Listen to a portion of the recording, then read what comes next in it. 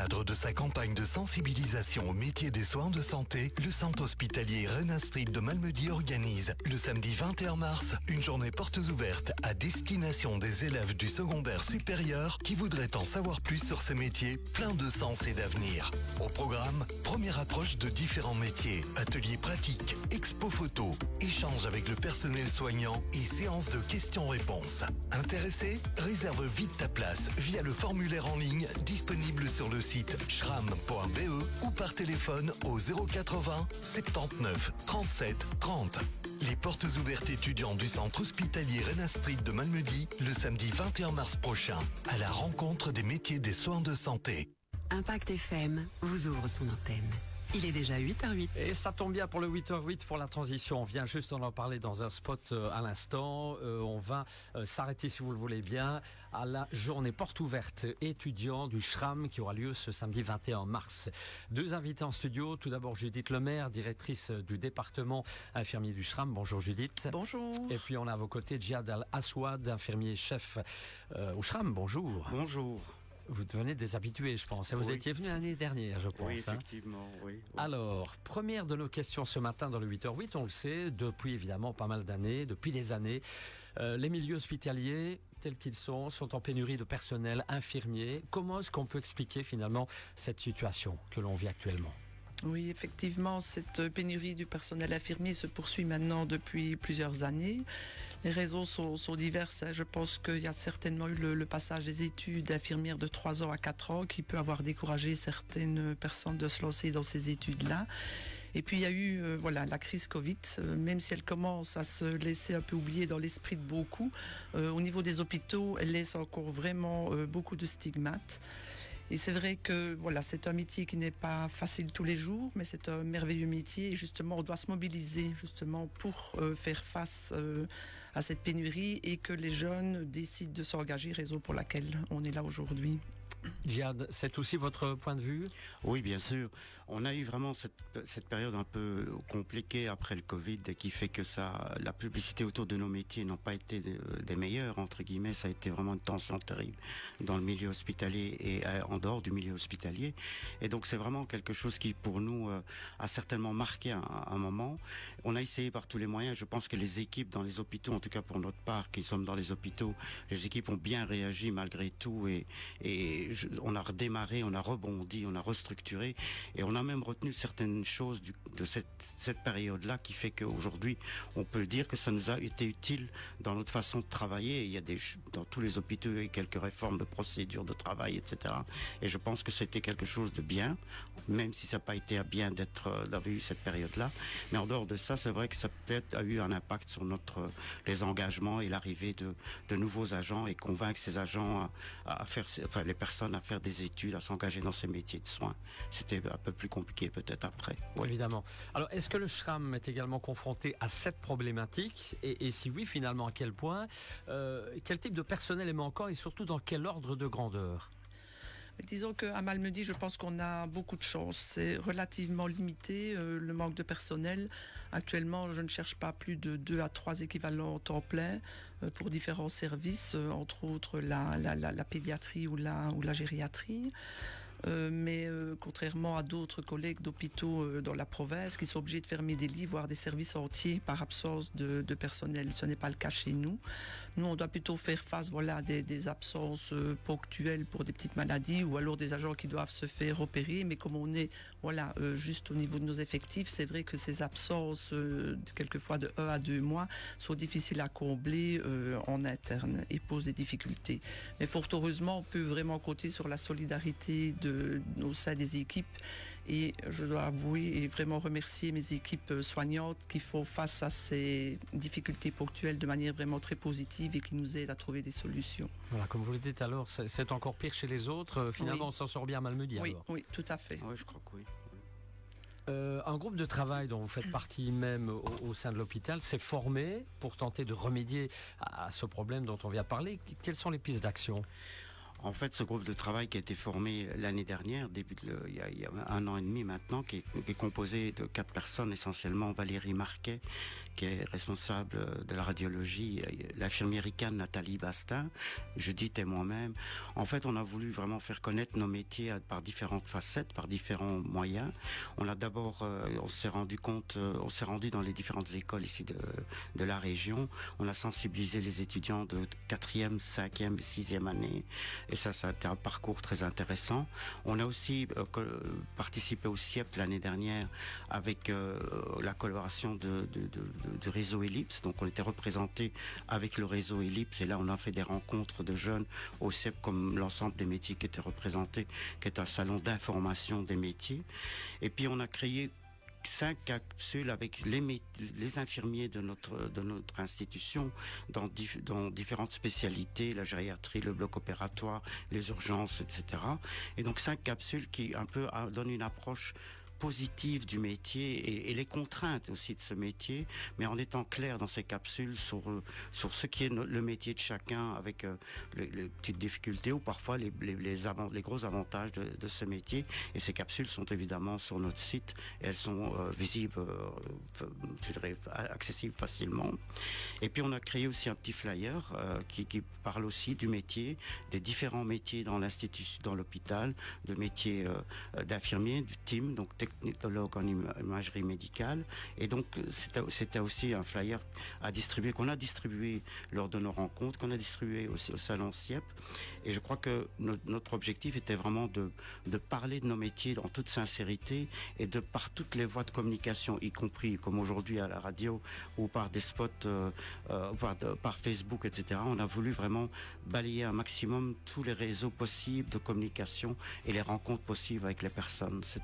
Et ça a été vraiment, Judith, quelque chose de vraiment excellent, très positif et très... Moi, je le referai 10 fois s'il le faut, parce que c'est vraiment très bien. C'est vraiment très, très bien. Ces jeunes sont magnifiques. Et c'est vrai que tous nos agents, tous nos infirmiers ou sages-femmes qui ont participé à ce genre de journée en sortent aussi enrichis des échanges avec les jeunes. Oui, ils sont très motivés. Pas mal d'actions mises en place. Hein, vous ne chômez pas, autrement dit. Hein. On le constate. Vous l'avez dit, hein, vous avez participé au Salon des métiers qui a eu lieu à Malmedy en janvier dernier. Ça s'est passé comment, finalement, cette opération ? Je dois dire que c'est un très beau salon. Bien organisé, un peu différent du CIEP parce que les étudiants s'étaient invités, les étudiants étaient des écoles ici des environs, étaient invités, mais ils devaient déjà au départ choisir le métier ou les métiers qu'ils voulaient rencontrer. Donc il y avait un côté volontariat de venir à la rencontre des métiers. Nous étions bien représentés, c'était très très bien organisé, très très bien structuré. Et donc on était là avec des sages-femmes, des infirmiers de radiologie et team. Il y avait aussi un infirmier urgentiste. Il y avait une personne qui représentait l'infirmier généraliste et plus particulièrement peut-être le bloc opératoire, mais plus généraliste. Et il y avait ces étudiants qui passaient à notre table, qui passaient aux différentes tables pour s'informer. On a eu du monde, on a eu beaucoup de monde, on a eu beaucoup de rencontres. Reste à voir si ces personnes vont aller vers ces métiers. On a eu beaucoup de monde. Sincèrement, on n'a pas chômé, ça a été en continu. Et en plus, on a eu la collaboration d'une personne de l'hôpital de CHR Verviers qui est venue participer avec nous, qui a collaboré, qui a parlé des métiers d'infirmiers plus généralistes. Et c'était vraiment sympa de leur part par leur présence à ce salon des métiers. Ça montre un partenariat CHR Malmedy comme on le fait d'habitude. Voilà. Et hôpital avec lequel nous sommes en groupement depuis 2 ans. Depuis maintenant. 2 ans. Oui. Mais c'est vraiment très bien. Mais je redis, c'était chouette et c'était aussi chouette l'organisation. C'était parfait. Vraiment. À refaire, autrement. À refaire, bien sûr. Alors, vous parliez d'études tout à l'heure. Justement, quels sont les types d'études qui sont disponibles pour accéder à ces différents métiers ? Alors, il y a quand même du changement dans la manière, dans les études. Il y a un gros changement qui est celui-ci. D'abord, Il y a l'infirmière brevetée qui va disparaître de l'enseignement. Donc à partir de septembre, cette infirmière ne sera plus, je dirais, en action. On ne va plus ouvrir une formation, cette infirmière brevetée. Par contre, il y a toujours une infirmière bachelier en soins infirmiers. Ce sont des études de 4 ans d'enseignement supérieur. Donc ça reste, et ça reste l'infirmière principale, donc l'infirmière de référence dans les services.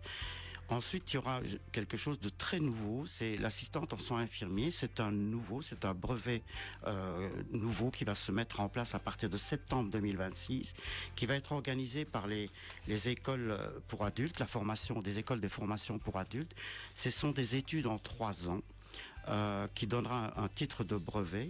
Il y a 2000 à peu près, je regarde, je crois que c'est environ 2000 et des heures de formation, sont réparties sur 3 ans, dont la moitié sont des cours et la moitié sont des stages. Alors, cette assistante en soins infirmiers va collaborer avec l'infirmière généraliste sur un plateau.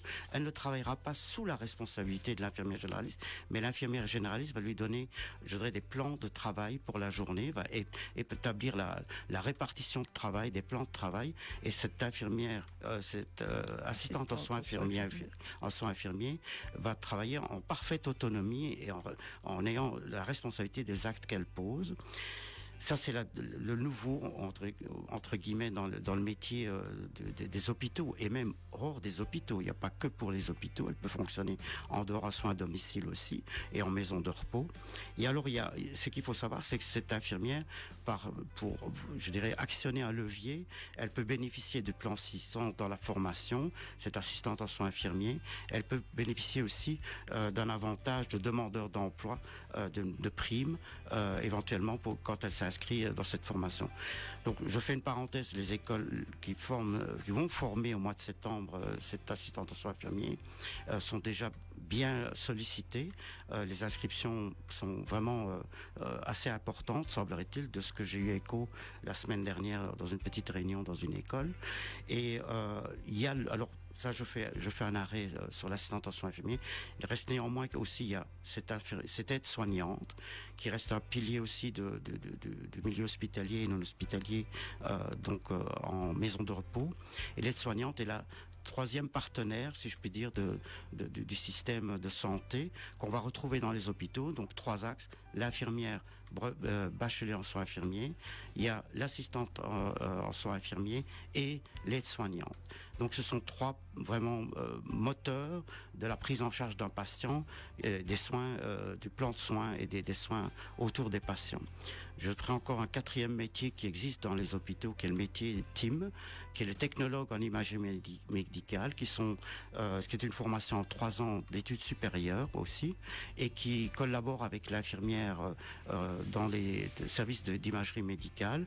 Donc c'est aussi un métier qu'on retrouve essentiellement en milieu hospitalier et qui complète ce panel de métiers. Voilà un peu en gros, je pense, Judith, ce qu'on a. Donc l'avenir de demain, c'est 3 métiers plus le métier de radiologie. L'avenir de demain, c'est vraiment faire collaborer ces 3 métiers sur un même plateau de soins, en sachant que chacun doit avoir ses propres réalités de travail et ses listes, parce que l'assistante en soins infirmiers qui va arriver sur le marché, elle a sa propre liste d'actes qui est relativement bien étendue. Elle est très très large et très appliquée, vraiment très appliquée. Voilà pour du concret. Oui, je pense que c'est vraiment une évolution dans le métier pour les années à venir. Et donc le succès apparemment que rencontre cette formation-là est signe d'espoir, j'ai envie de dire.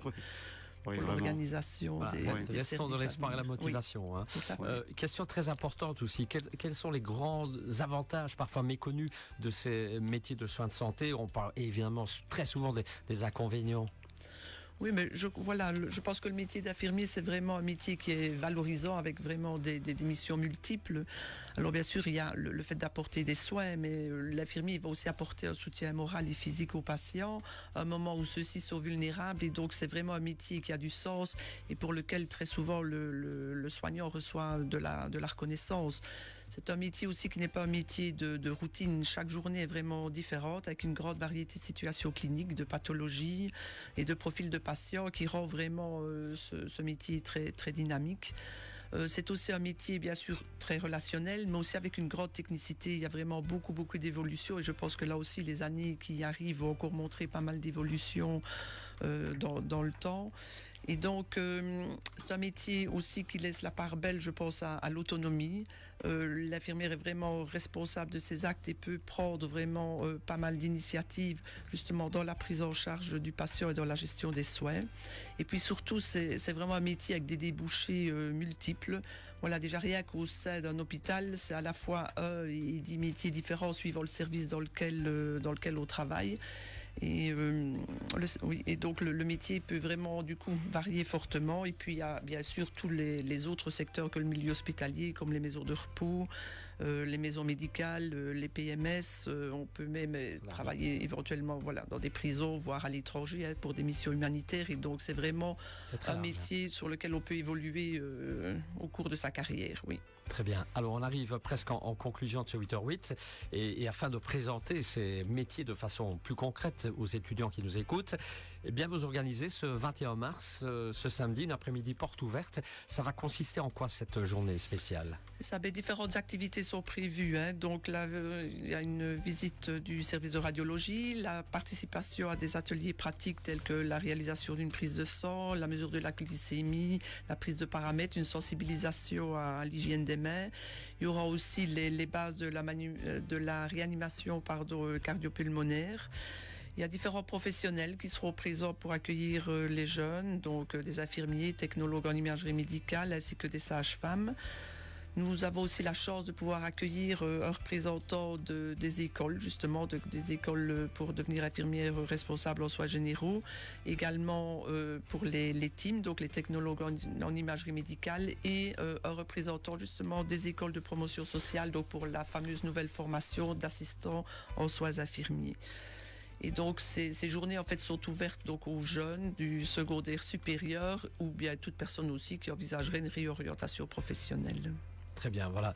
Il y a de quoi faire, autrement dit. À qui sont destinées ces portes ouvertes Oui, donc comme je viens de le dire, donc oui, donc aux jeunes des études secondaires supérieures ou toute personne qui voudrait se réorienter. Très bien. Au niveau info pratique, ça se passe comment ? Est-ce qu'on doit s'inscrire ? Oui, donc là, effectivement, l'inscription est obligatoire. Donc sur la page Facebook de l'établissement du SHRAM ou encore sur notre site internet. Donc on a accès directement à la page pour s'inscrire. Ou pour ceux qui auraient plus facile, j'ai aussi un numéro de téléphone à communiquer, le 080 79 37 30. Très bien. Alors je vous laisse un dernier mot. Vous commencez ? Mais voilà, écoutez, moi je voudrais vraiment encourager les jeunes à s'engager dans ce métier qui est vraiment un très beau métier. Et par la même occasion, moi remercier tous les soignants du centre hospitalier Renastrid Malmedy pour leur engagement et leur dévouement pour ce très beau métier. Très bien. Djihad ? Moi je dirais, maintenant que tous ces métiers vont s'articuler, on a un autre défi, c'est quelque part faire en sorte dans nos institutions que tous ces métiers travaillent bien ensemble et apprennent de nouveau à travailler avec d'autres métiers, puisque il y a des nouveaux métiers qui vont atterrir dans nos services. Et j'espère que tous ces jeunes qui vont arriver seront toujours très bien accueillis comme ils le sont aujourd'hui, parce qu'on fait des efforts en interne énormes pour accueillir ces nouveaux membres du personnel par des journées d'accueil, des journées de sensibilisation, des journées, on mobilise pas mal de monde pour leur expliquer le métier interne.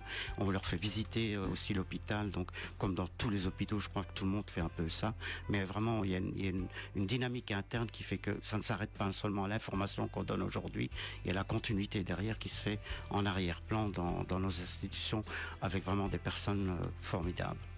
Voilà bien. Un grand merci Djihad, merci Judith. Beaucoup. Merci d'être passé et on n'attend plus que les jeunes, hein, le samedi 21 mars pour bien cette sûr. journée porte ouverte. On vous attend nombreux et nombreuses. J'espère qu'on vous a mis en appétit, autrement dit. Hein.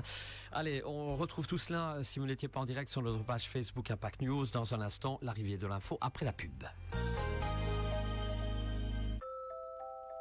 Litry Confort Malmedy, à côté du Quick.